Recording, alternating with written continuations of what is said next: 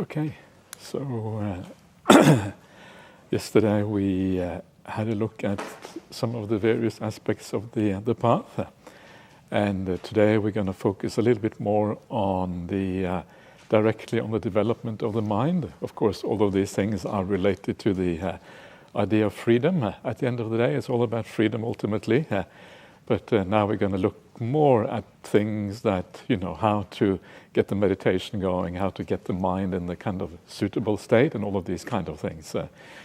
And there are a number of suttas about this topic, and one of the kind of famous one which deals with the mind directly is called the Vitaka Santana Sutta, which means something like the calming of thought. That's kind of the idea behind this one, and it's one of the kind of classic suttas.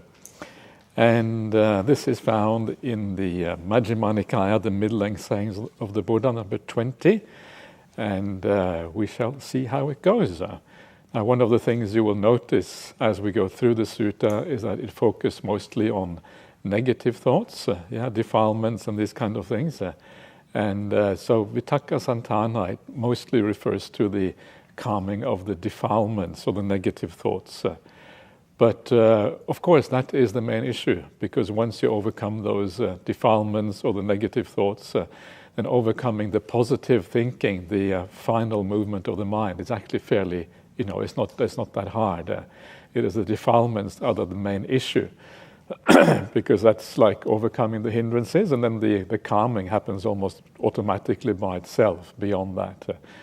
And this is what you find in the Dveda Vitaka Sutta, the two kinds of thought, which is the one that immediately precedes this one, where you overcome the defilements and then you overcome the positive thoughts, and then you enter the samadhi or the jhanas and these kind of things. And so there's always this particular sequence. And there in the Dveda Vitaka Sutta, you can see how basically it is about overcoming all kinds of thoughts. You just have to do it in the right sequence. And getting things in the right sequence is one of the fundamental parts of the path, knowing where to start, knowing where to go next, and knowing what is the kind of more refined aspects of this practice. So sequence is important, knowing so you don't, if you try too hard to kind of sit down and meditate, if your mind is full of some very coarse things, then it's not going to work. And so you have to know what to do at the right time, so to speak. So let's see what the Buddha has to say in the Vitaka Santana Sutta. So this is a full sutta, so I usually just do extracts, but here you have a full sutta, which is kind of nice. So it begins as the suttas always start. So I have heard, at one time the Buddha was staying near Savatthi in Jeta's Grove, Anathapindika's monastery. There the Buddha addressed the mendicants. Mendicants, Venerable Sir, they replied, and the Buddha said this. Mendicants, a mendicant committed to the higher mind should focus on 5 subjects from time to time. What 5? So here we have the idea of being committed to the higher mind. The higher mind is the Adhicitta in Pali, and the higher mind basically is just another way of saying samadhi. Samadhi, jhanas, that's kind of what the higher mind is. So if you are trying to get the meditation going, you're trying to achieve some of the stillnesses and the peace of mind, then this is what you should be doing. That's what the Buddha is basically saying here. You should focus on 5 subjects. The Pali word for subject is nimitta. Nimitta, the things that we often talk about in the Dhamma, nimittas, lights and these kind of things. But here it has in the sutras it has a slightly different meaning. And very often it means like a basis or a foundation or a characteristic. And so when you are looking, for example, at an object of meditation, well, that is like a basis of meditation or a characteristic of meditation. And here the word subject is used rather than object. It has a subject of meditation or object of meditation or characteristic of or foundation for meditation or whatever. And so if a particular subject of meditation or object leads you in the wrong way, then you actually look for something else. And that looking for something else are these 5 subjects that it is talking about here. The 5 things, if you like. In English, 5 things. Focus on 5 things actually maybe works better than subjects in this particular case. From time to time, what are these 5? So these are 5 different ways of overcoming negative thoughts, or the wrong kind of thoughts, or unwholesome thoughts, or unskillful thoughts, depending on how you want to translate this. And so let us look at the first one. Take a mendicant who is focusing on some thing or some subject that give rise to bad, unwholesome thoughts connected with desire, ill will, and confusion. That mendicant should focus on some other subject connected with the skillful. As they do so, those bad thoughts are given up and come to an end. Their mind becomes stilled internally. It settles, unifies, and becomes stilled in samadhi. It is like a deft carpenter or their apprentice who would knock out or extract a large peg with a finer peg. In the same way, that mendicant should focus on some other basis of meditation connected with the skillful, or another subject of meditation. I think somehow here different translations have been merged together, and then overcoming that unskillful thought. So it's very easy. Overcoming bad thoughts, so simple. Just focus on the positive, and you are in business. That's what he's saying here. So unskillful thoughts connected with lobha dosa moha, these are or raga dosa moha. And as I always like to point out, the idea of hate is a very strong word. I mean, if you hate something, it's a very powerful emotion. But of course, what is meant here is any kind of ill will, any kind of negativity of the mind is what is meant. And so this is one of the very unfortunate things for when it comes to translation, is that when you translate the suttas, you like to have one English word for each Pali word. And so for that reason, sometimes you end up with words that are, don't fit all contexts. And here, because we are looking at someone who is trying to develop the higher mind, trying to develop samadhi, words like hate are too strong. You don't really sit in meditation and you hate stuff. That's not really the case. Maybe you have a slight bit of annoyance or whatever, but so these words are not always quite appropriate. And delusion in these kind of contexts is also not always quite right, because delusion in the Dhamma usually refers to things like the seeing a self where there is no self. So these are kind of very profound aspects of a misunderstanding of the nature of reality. But in a meditation context, it means the mind isn't quite right. It's a bit confused or a bit restless or a bit dull or something like that. This is kind of what is meant by delusion here. The moha. It is a aspect of the mind that through which you create bad karma. So we're still in the sphere of karma. It is not about the most profound delusions that, underlie, if you like, the whole of existence and the whole of the process of rebirth, etc. So I prefer sometimes to call it just confusion. Confusion isn't quite satisfactory either, because it is not necessarily that, but it's any kind of mental state that does not lead to samadhi. Any aspect of the 5 hindrances, if you wish, that are not covered by desire and ill will could be part of moha here. So anything that stops you from samadhi. So what do you do? And so what you do, you focus on some other object, or subject connected with the skillful, connected with metta, karuna, renunciation, generosity, whatever it might be, that make you overcome those unwholesome thoughts. So what does this mean in practice? When do you actually do this? And well, here we are probably talking about meditation practice, because the mendicant is committed to the higher mind, or mendicant or non-mendicant or whoever it is. You're committed, so probably mostly to do with meditation, but these are also broad ways of dealing with unwholesome thoughts that can be used at any time, in ordinary life, at any time really. You see something unwholesome arise, and then you you shift your attention somehow. So how does this work? So in a daily life setting, if you are with somebody, and because you focus on that person in the wrong way, maybe it gives rise to ill will. Maybe they are saying something bad to you, or they are being difficult, or I don't know, maybe you just don't like that person, or whatever it might be. It gives rise to some negative impression in your mind. What do you do? What does it mean to have to focus on another subject when you are with someone difficult? I'm sure all of you can think of people in your life that you find a bit more difficult. Yeah, it's hard to imagine an existence with everyone. We just love everybody. It's just not the way life works. There's always some people we find more difficult. So how do you do that? And there's two different things you can do.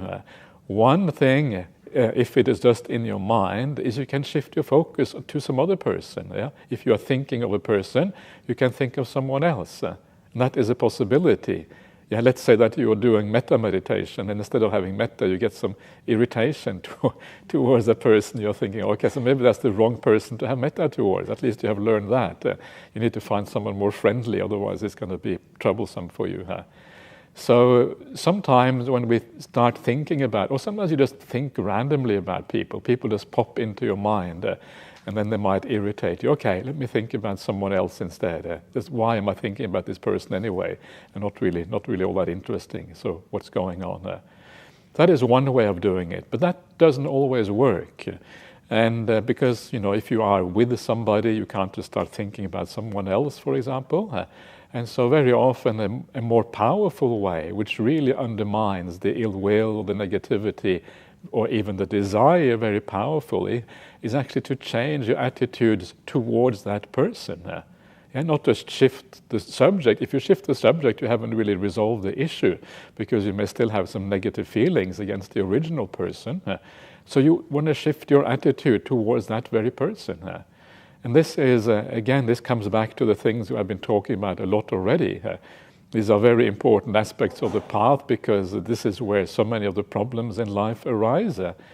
So you then have two options. One is to see the positive qualities in that person, which is the development of metta, and that is always recommended. It is always a great way of overcoming dosa, and it always leads to very positive results. Or if that is too hard, then again to come back to the idea of compassion. The idea that here is someone who is trapped in negative qualities. Instead of having ill will towards that person, you have compassion for them, because you understand the entrapment and how difficult it is to get out of those bad habits that this person may have. So these are the two ways. And this also matters for any kind of meditation you are doing. You can be doing the breath meditation. Maybe it is not working very well for you, not getting anywhere. You feel a bit frustrated, and from frustration you get a little bit of annoyance. You can see how easily it can happen, even with an ordinary meditation object. And so what you do then is that you let go of that breath for a while. First thing you should do is to try to change your attitude to the breath. But sometimes that can be hard if you've been going the wrong direction for a while. But try first of all, see if you can see the breath in a new way. Let it go a little bit. See it more like, instead of kind of the breath being yours and you controlling it, just allow the breath to be. See if you can let go. Sometimes it can be hard to let go once you have started to grasp too much. And if it is too hard, well then what you do is you focus on something else. Completely forget about the breath. Go back to even get up if you have to, do some walking meditation, or maybe change, just sit back and just rest, allow things to be. Or maybe even go for metta for a while. Do something else which lets go instead of holding on. And then when you feel that your mind kind of goes into a relaxed state again, well then you can maybe return to the breath again. So knowing where your mind is at, not just kind of blindly holding on to the meditation object without understanding what is going on. One of the most important things in the Dhamma is this ability to reflect and to know what is happening, to always investigate what is happening in your meditation. If you don't do that, you're going to end up wasting time. You're sitting there with dullness, or sitting there with too much stress, or thinking that meditation is good for you regardless. Buddha doesn't say that. He doesn't say any kind of meditation is good. He doesn't say sit there and kind of, have lots of ill will. As long as you're sitting with your legs crossed, you'll be fine. He doesn't he doesn't say that. The question is, what is the qualities of your mind? And if the qualities of the mind are developing in the right way, then it is a positive meditation. But if it kind of gets worse, it deteriorates or whatever, then of course it doesn't have any positive effect whatsoever. So we need to get away from meditation being almost like a ritual, something that we do because we are supposed to do it, and something that we actively engage with, and we investigate, and we understand whether it's working or not. Then we can take the appropriate action, remedial action or whatever, to move the meditation in the right direction. So this is important. Meditation should not be some kind of thing that we just do because we're supposed to do it. We should always have an awareness around it to know what's going on. And so this is then how you overcome this. The main problem very often, the most important one, is the problem of ill will or negativity. And so you change the subject. You look at that person in a new way. You bring up the compassion. You bring up the metta. The whole subject of meditation, you have a more positive attitude to it. And as you do that, those negative thoughts disappear, they calm down, and you kind of get your mind back in balance again. And it has this nice idea here, this nice... actually, before I come to this nice simile, let us just have a look at the rest here. And then as you do change that subject, those bad thoughts...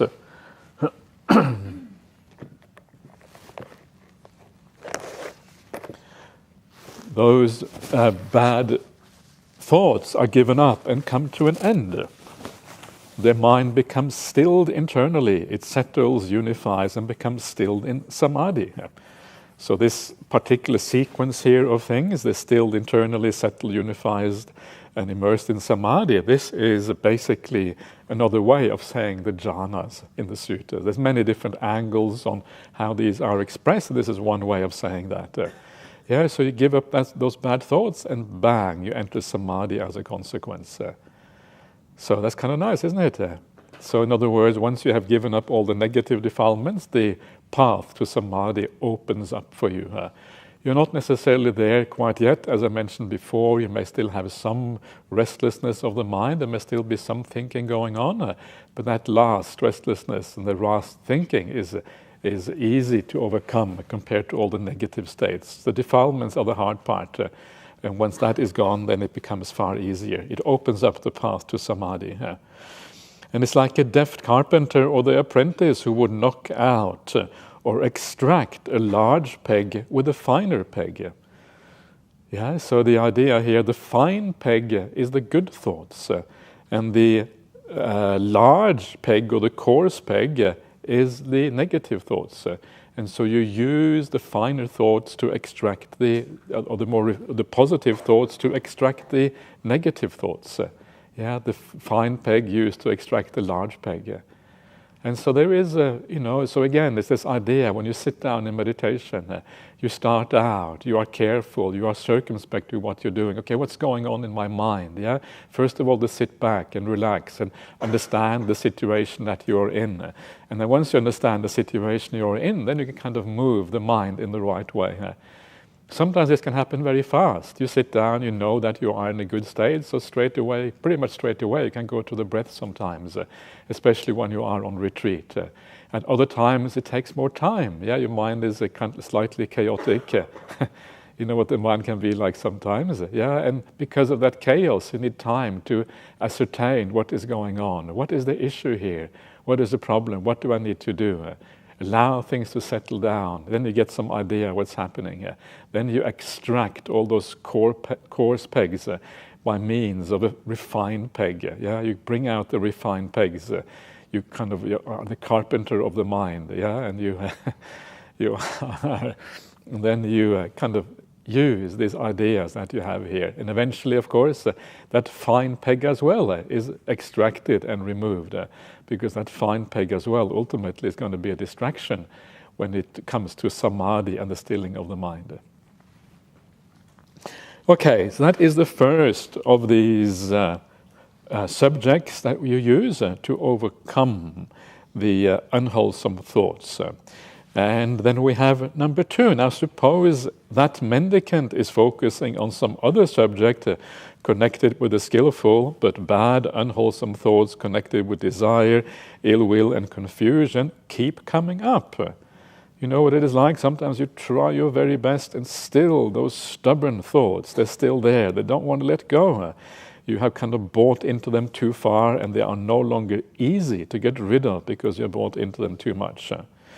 So what do? You should examine the drawbacks of those thoughts, so that these thoughts, as follows. So these thoughts are unskillful, they are blameworthy, they result in suffering. As they do so, those bad thoughts are given up and come to an end. The mind becomes stilled internally, it settles, unifies, and becomes stilled in samadhi. Suppose there was a woman or a man who was young, youthful, and fond of adornments. If the carcass of a snake or dog or a human being were hung around their neck, there's some pretty vivid kind of similes, yeah? They would be horrified, repelled, and disgusted. In the same way, a mendicant should examine the drawbacks of those thoughts. Yeah, so you once you have tried, in a sense, the first one here, which is almost like substituting, you are moving your mind towards the positive thoughts instead, then you need some stronger kind of ammunition against those bad thoughts if they keep coming up. And that is to remind yourself that these thoughts are dangerous, yeah, unskillful, akusala. That means either they are unwholesome, and of course, if they are unwholesome, you know that they have bad results. Yeah, they are negative, they are unhealthy. Basically, they're bad for your mind. They are unskillful. There is, now you are kind of on the path of unskillfulness, which leads to, again, it has all kind of repercussions in your life because of unskillfulness. So they are unskillful and unwholesome. They are blameworthy. Yeah, wise people in the world, they blame these kind of thoughts. They are, negative. These are kind of slightly different ways of reflecting on these thoughts, and you can use what works the best for you. Yeah, what you can relate to the best, presumably, and they result in suffering. Yeah, they result in problems down the track. And so all of these things, if we really understand that something results in suffering, why do you want to go there? The problem is that we don't see this very clearly. It is hard to see that things actually result in suffering. If you get upset with somebody, you tend to think the opposite. You think it results in happiness because you need to get upset. You need to sort it out. You need to kind of get this person at arm's length or whatever it is, because you feel they're hurting you. And so actually you think that the ill will is getting you out of suffering. That's what we tend to think. But actually that is a mistake. And this is why these things, they need quite a bit of contemplation. If you come to these negative qualities of the mind, and then you try to use these kind of reflections from scratch, without having done them before, without having tried them, without having built them up as perceptions, you won't succeed. It's not going to work. Okay, yes, I know it is unwholesome, but you don't really know it is unwholesome. You just know it in a superficial way, and that superficial way is not really going to bite when it comes to things. And so very often you have to use reflections outside of meditation to see the danger of these things, to understand that these things are really problematic in a very profound sense. They prolong your time in samsara. They create all kinds of interpersonal problems. You end up, down the track doing even more bad things as a consequence. Time is short. The Dhamma is kind of maybe running out. Where are you going to be reborn in your next life anyway? It is also incredibly uncertain.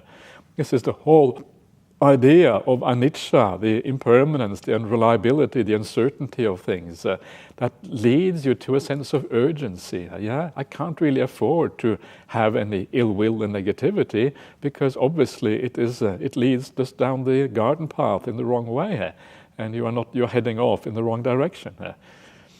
And so building up these ideas is important for them to really work. They are blameworthy, right? People will blame you.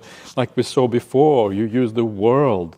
The world is kind of your motivation for practicing the Dhamma, because they are these gods. They will read your mind and they will say, look at this scallywag. Yeah, they're just thinking bad thoughts. There's something nice about the word scallywag. It doesn't sound so bad. It's kind of slightly endearing character, scallywags. So look at this person. What are they doing? They're thinking, they're meditating, and the mind is full of nonsense. But it's blameworthy, and even in the end of the day, you just end up blaming yourself, and that is bad enough. And they are suffering. They lead to suffering.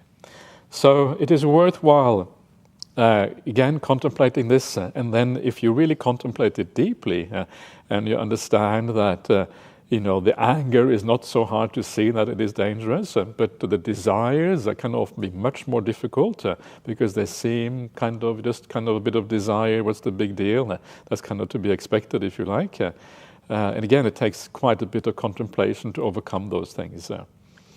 And you can see here how the Buddha, from the perspective of the Aryans, from the perspective of the Arahants, from the perspective of the Buddha, how seriously bad this is considered. It's like putting a carcass of a snake or a dog or a human being around your neck. If someone says, here is a dead dog, put it around your neck, you probably wouldn't be too happy with that. You probably say, no, thank you very much, that's a very kind offer of you, but I'll pass on that one. But when it comes to the thoughts, we don't pass on them. We say, yes, please come in. We have no problem with that at all. And again, we can see the distance there between the awakened mind, how they perceive the world, and how the unawakened mind perceives the world. It is complete opposites. This is the idea. We see the world upside down, and we actually need to kind of recalibrate completely sometimes. So ideally, when those thoughts come up in your mind, you want to be repelled by them. You want to feel, yuck, this is just terrible. I don't want to have them. And if you feel repelled by them, then you are going to do whatever it takes to get rid of them. That is kind of the idea here.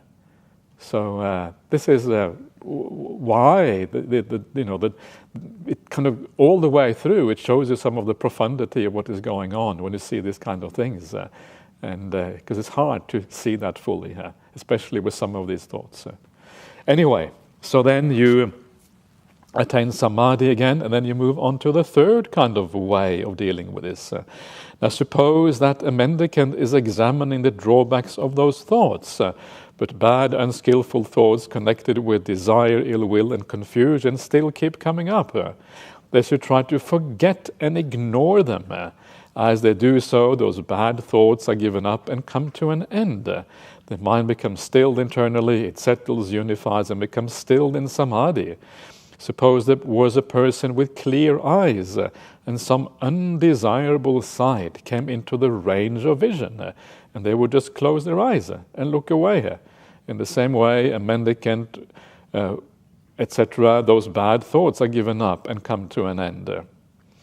So, the two first methods here, they are methods that you can use almost at any time, and they are open, in meditation or outside of meditation. This third method here is something you would normally just use in meditation practice, or it's more applicable in meditation. So the idea here is that you are watching the breath, and suddenly some thought comes into your mind, some desire, some negativity, something like that.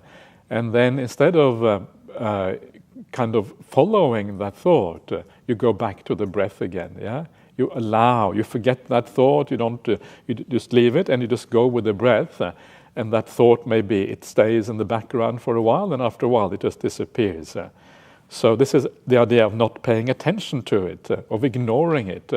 You stay with your chosen meditation object, and you allow that thought to kind of wear itself out in the background until it is gone completely.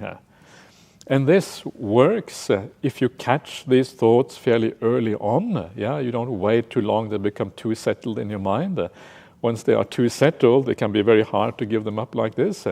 But if you catch it fairly early, you can do this. You just go back to the breath, and then it kind of fades away again. So this is a more kind of meditation-based idea. So you can see there is a hierarchy here in the way this works. And the hierarchy means that usually the first method is the most powerful one.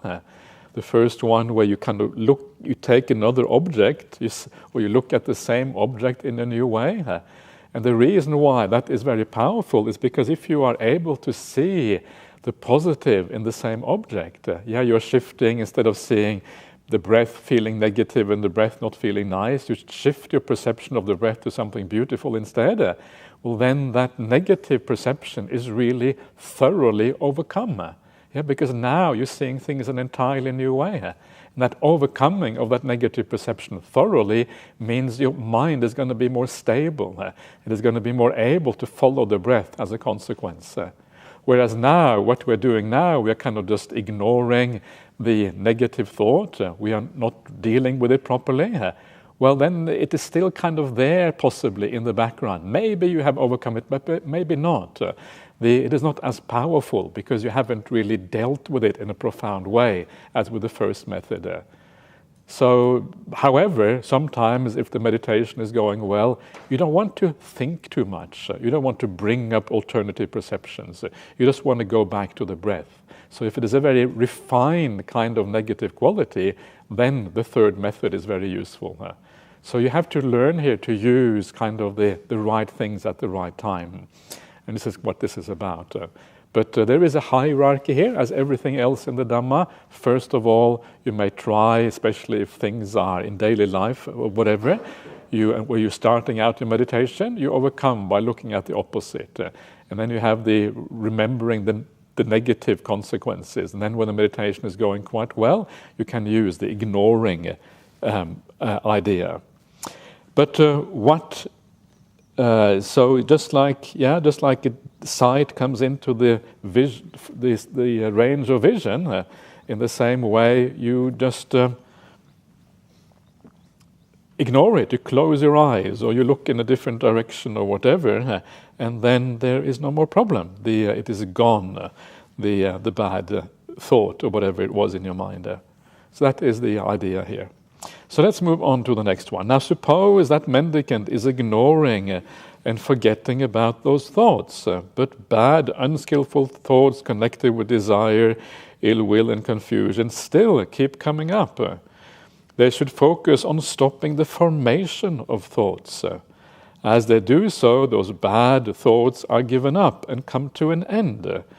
Their mind becomes stilled internally, it settles, unifies, and becomes immersed in samadhi. Suppose there was a person walking quickly. They might think, why am I walking so quickly? Why don't I slow down? Or they would slow down and they would think, why am I walking slowly? Why don't I stand still? And so they stand still. Or they would think, why am I standing still? Why don't I sit down? So they sit down. Or they think, why am I sitting? Why don't I lie down? And they lie down. So that person would reject successively coarser postures and adopt more subtle ones. So here the idea is to stopping the formation of thoughts. Vitaka, Sankhara, Santana. So Sankhara here is the word which is the formation. And so you are basically stopping the sankharas. The sankhara is the will. The sankhara is the thing that drives the thinking process. And so you want to stop the driver. By stopping the driver, the thinking itself obviously comes to an end. So how do you stop the driver? Well, one of the ways is just to be mindful, just to be aware. Usually if something kind of keeps coming up in your mind, it's because you want it to be there. You are driving at a subtle level. You are making these things happen. So if you just suddenly stand back and you are aware, then what happens is it starts to disappear. Gradually the thought becomes weaker because of your awareness. If your awareness is incredibly strong, the thought just stops in its tracks, just like that. But if your awareness is a bit blurred, it may take a bit of time before it calms down. And then this is why the simile is the simile of walking fast, then walking slowly, then standing still, then sitting down, then lying down. It's because as you are aware, as you don't feed those thoughts, it kind of calms down gradually, and you are kind of aware of the mind calming down. So this is the idea here. You just it's almost as if you are staying with the thought. You're not really trying to look at another object or anything like that. You're just staying in the present, allowing it to be and seeing it kind of fade away. That's what you're doing, because you're using your awareness to allow things to fade away. So it's quite similar to the previous one, except that here you're not kind of moving to a different object or whatever. You're just staying in what you have in your mind.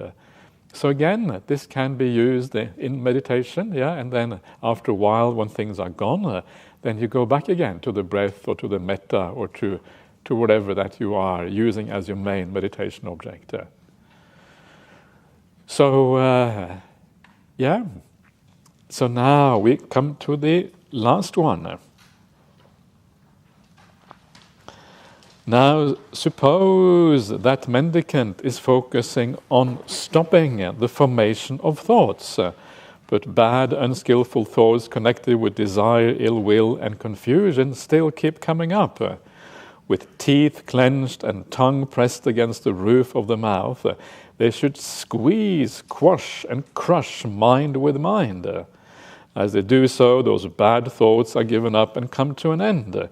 The mind becomes stilled internally, it settles, unifies, and becomes immersed or stilled in samadhi.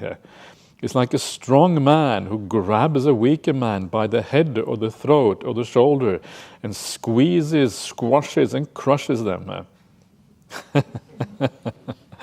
In the same way, a mendicant with teeth clenched and tongue pressed against the roof of the mouth should squeeze, squash, and crush mind with mind. As they do so, those bad thoughts are given up and come to an end. The mind becomes stilled internally. It settles, unifies, and becomes stilled in samadhi. So here you are, for the first time really, using real willpower to overcome the thoughts. And you will notice what is, of course, is important here is that this is the very last of the 5 ways. So willpower, especially this kind of strong willpower, you could argue that there's a little bit of willpower in all of these. There is willpower in the sense that you have to redirect your attention. It requires a little bit of will, a tiny, minor bit of will, because you have to maybe reflect a little bit, or you have to look at a different object, or you have to become aware. Sometimes the amount of will is minuscule, almost nothing, but if you are actively going to reflect, there's a little bit of willpower there. But here we are coming to what is truly called willpower, where you actually force a thought out of your mind. And what is very kind of problematic very often for many people, this is like the first method. In some social circumstances, it is really considered inappropriate to get angry. You just can't get angry. And because you can't get angry, you will squeeze it out of your mind, and you don't want to have it there anymore. So this sometimes becomes the first thing that we do. And that is kind of getting it the reverse way. It's supposed to be the very last thing you do, is to squeeze these things out. And if you, it's because it is not very powerful way of getting rid of defilements. If you squeeze something out, then sometimes that itself, the very act of squeezing, is coming from a little bit of aversion and ill will. So kind of using ill will to overcome ill will. You can see why that is problematic. It doesn't really get you very far. It takes a lot of energy, and because it takes energy, it tires out the mind. The mind gets tired, you can only sustain it for so long. And also it doesn't really work very well, because if you suppress things, they're kind of there under the surface waiting to come back out again. Yeah, so it's kind of sitting, biding its time, and as soon as you relax, it kind of rears its ugly head and says, "Here I am. Ha! You thought you got rid of me, but no way. I'm still here. Yeah, going to cause you trouble and difficulties." And so, it is not a very powerful technique. Also, it is a painful technique. There's a degree of pain used when you use willpower like this. Thirdly, if you use it too much and you use it unskillfully, it can have bad effects on the mind in the long run. Too much suppression of ill will and negative thoughts can make you mentally imbalanced. Many psychologists will say that this can be a dangerous route to walk down. And so for all of these reasons, it's the last one. So please do everything you can to kind of overcome these thoughts, all of these other ways, before you come to the last one. And sometimes it is better to leave the last one out altogether. You don't really have to overcome these negative thoughts with willpower. Maybe in some extreme cases you may have to do that, if you find your mind is really out of control or whatever, but generally speaking, it is not a good way of doing things. So what this means, it just means that you're suppressing your thoughts, you're kind of crushing mind with mind, suppressing what is going on, and that is what is happening here. There is another sutta, this is I think the Mahasacaka Sutta, where the Buddha talks about his own experiences before his awakening. This is Majjhima Nikaya 36. And there the Buddha talks about using this technique as an ascetic practice. And sometimes people have pointed out, well, in that sutta, he rejects that technique because it is an ascetic practice done by outsiders who are non-Buddhists. And now he seems to take it on board and using it.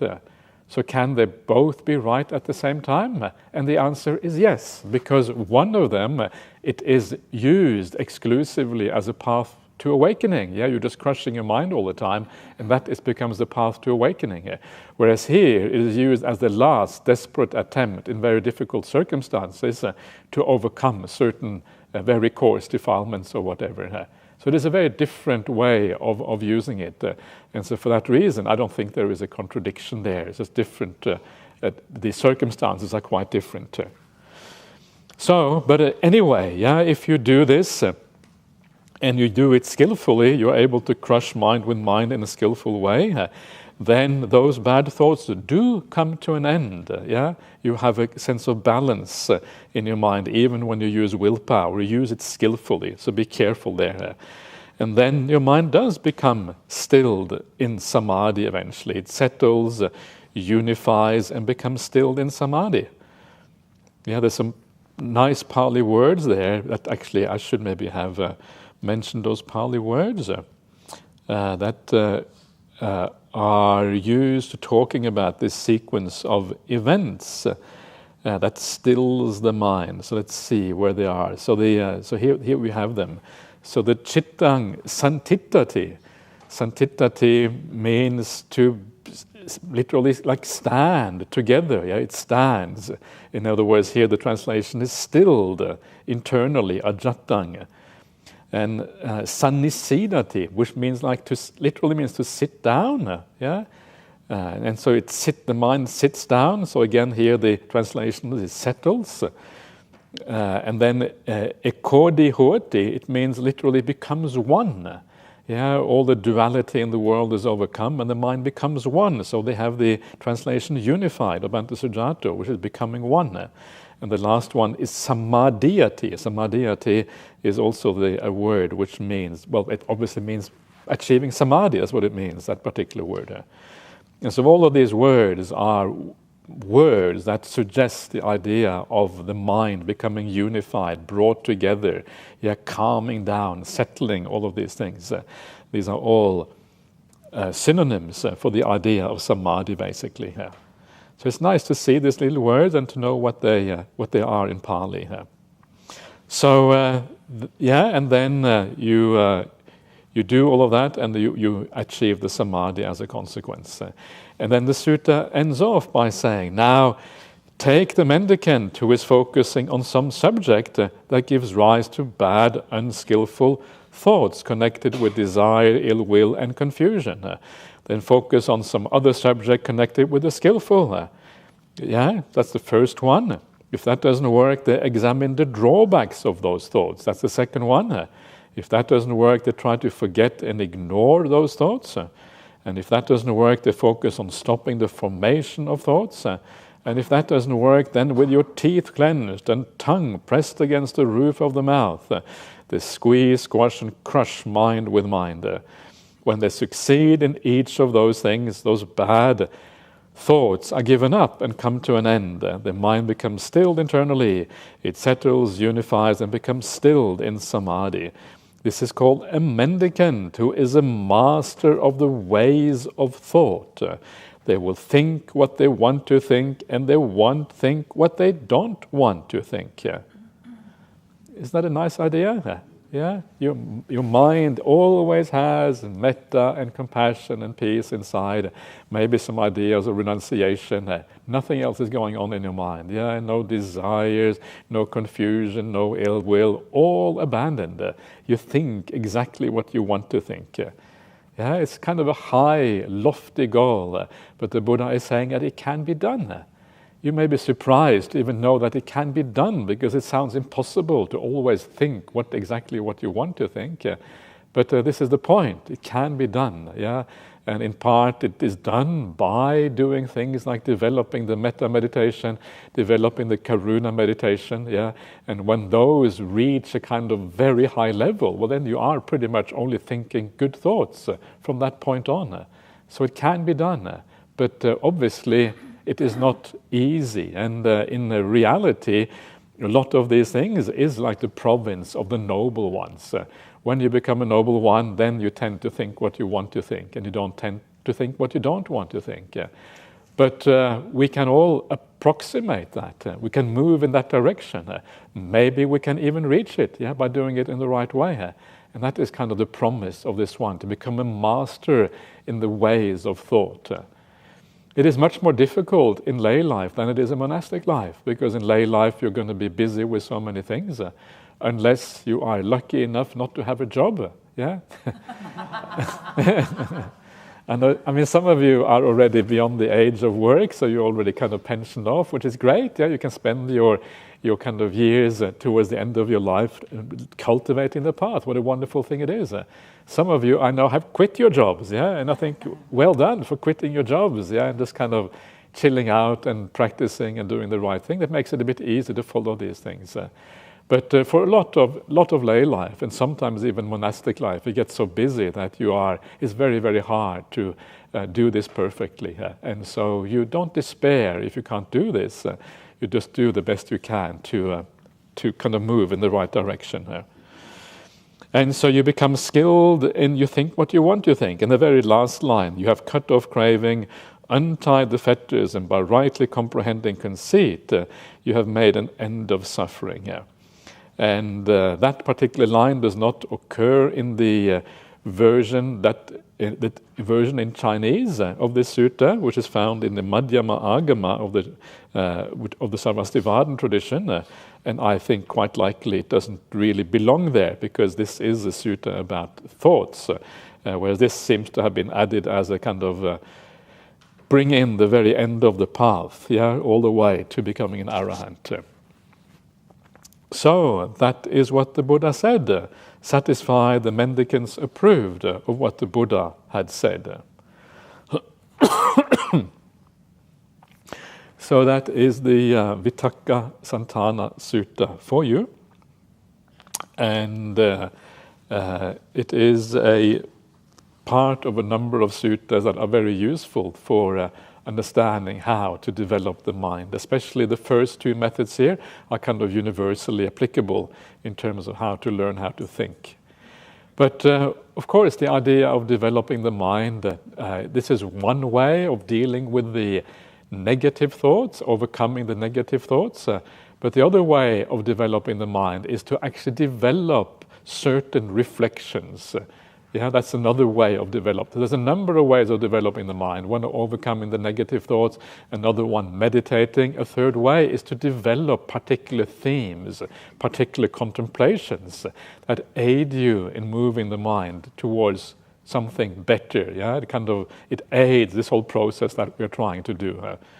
And so this next one here is called the subjects for regular reviewing, abhinna paccavekkhana. And this one is found in the Anguttara Nikaya, the numerical discourses. The 5 is number 57. And it's interesting that they are called regular reviewing. So it means that these are really important things. So sometimes it is, if you wonder how you should spend your time, some of these regular reviewings here, you can use them quite a lot, and kind of remind yourself of certain realities of existence. And so you, every now and again, you want to use these things to support your practice. And what these things really are, these topics of regular reviewing, they are essentially right view. They are a way of looking at the world, and that is basically the way the world is. And that right view, as so often, is not a given. Either you have a right view or you don't have a right view. Right view is something you develop. It gradually arises in your mind. You want to align all the various aspects of the mind, the way you think, the way you perceive, everything in your mind. You want to align it with that right view of the Buddha. And what is nice about these particular ways of looking at right view is that they are very simple. They are things that everyone here will be able to relate to straight away. It is not hard to understand what is going on. And you may have a hard time relating to rebirth, you may have a hard time relating to karma, you may have a hard time relating to many things. But these things are, even though they do relate to rebirth and karma in the broader picture, they are also realities in their own right that you can just focus on and you can use as aids for your meditation and aids for your entire spiritual path. So these are very important. As I mentioned before, the Buddha very often talks about the various perceptions to develop in the Dhamma. I mentioned yesterday the idea of the perception of impermanence, the perception of non-self, the perception of suffering, of abandoning, of discontent with the whole world, and all of these kind of things. But maybe the most important perception found in the suttas is the perception of death, the marana sanya.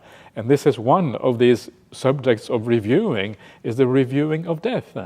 And that one comes up so many places in the suttas. It comes up also in the First Noble Truth, right? It's kind of the idea of death is right there in the First Noble Truth. It is a perception in its own right. Death is really just a way of thinking about impermanence. It's a very powerful way of thinking about impermanence because almost everything must go when you die. It is also called a maranasati, which is a recollection of death. It is not just a perception, but it's a recollection because, well, this is happening. This is what our life is like. You can recall maybe past deaths, or you can recall that you will die, soon enough. And so these are all there. And then there's lots of examples in the suttas about how to do these kind of things, what kind of reflections to use to make these things work. And so we're now kind of entering that whole sphere of developing these perceptions and the ways of looking at the world.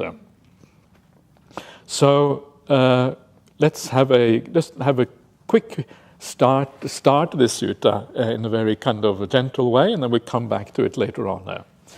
So the Buddha says, mendicants, a woman or a man, a lay person or a renunciate should often review these 5 subjects. What 5? It's kind of interesting the way it starts off with a woman or a man, a lay person or a renunciate. It is, you don't see this kind of expression all that often. And the idea, of course, is that, it doesn't really matter. These are universal things. Even if you are not a meditator, because many Buddhists or many spiritual people who are interested in the Dhamma, they may not be meditators, but these are things you should use regardless. And if you use them in the right way, they may lead to meditation. They may actually make you become a meditator if you think about these things in the right way. These are powerful reflections that basically lead to a peaceful mind if you use it appropriately. So layperson or renunciants, woman or man, should often review these 5 things. What 5? I am liable to grow old. I am not exempt from old age. A woman or a man, a layperson or renunciant should often review this. It's kind of surprising. Why should we often review this? It's bleeding obvious, isn't it? Of course you're going to go old. Who needs to review this? Any kind of simpleton will know this already. So, okay, no need for me to do that. But that's kind of getting it wrong. We know it, but we don't know it. You see what is so interesting about so many things in the world? We think we know them, and so we kind of bypass them, and we don't consider them properly. But that is precisely the problem. The problem is that we think we know, but we don't know. It's like, yes, we know we're going to get old. Hopefully we're going to get old, right? Sometimes you don't even get old, but hopefully you're going to get older. But we don't take it seriously enough. It hasn't really sunk in. It hasn't really become a reality that if I'm going to become old, it means it's kind of already here with me in a sense. And so the idea here is to make these things become real, not to be a superficial thought, a superficial idea that doesn't do anything to you.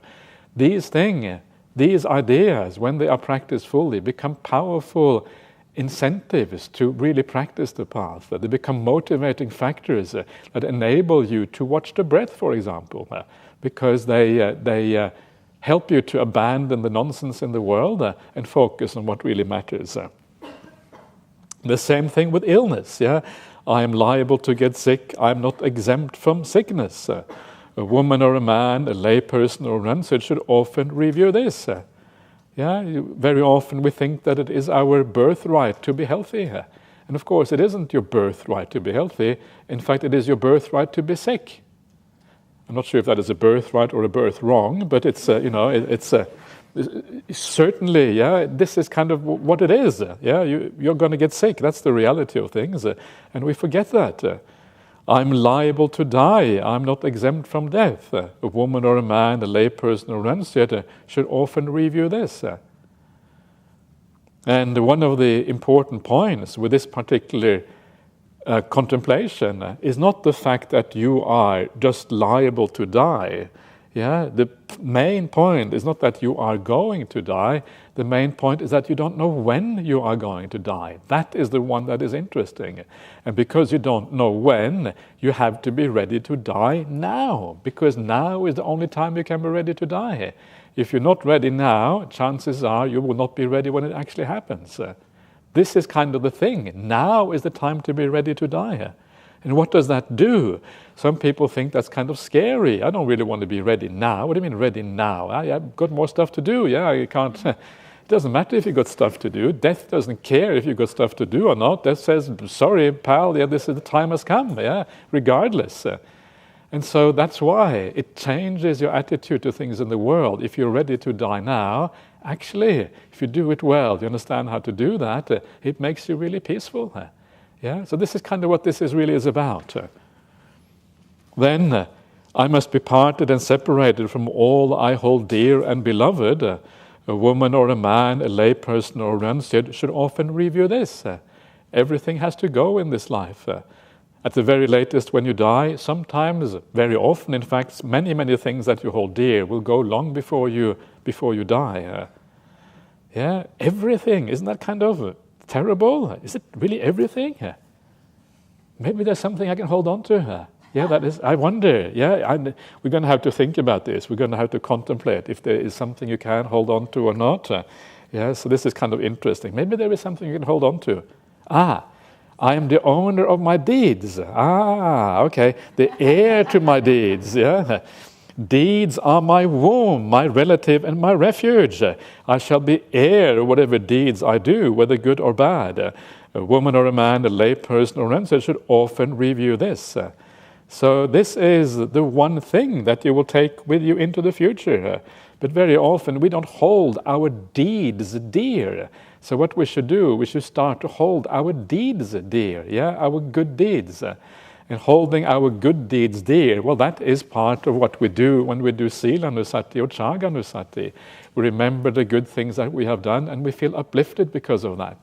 That is a bit like holding your deeds dear. This is the final one. This is how this is the future. This is kind of how your future is made through your deeds. And that future initially is about having a happiness as long as possible into the future, and ultimately it is about awakening itself. So all the good things kind of emerge out of those deeds. So that is a brief summary of this particular sutta, the subjects for reviewing. And I'm going to come back to this sutta this afternoon at 3 o'clock. But that is all for now. So we'll see you back again at 3 o'clock this afternoon.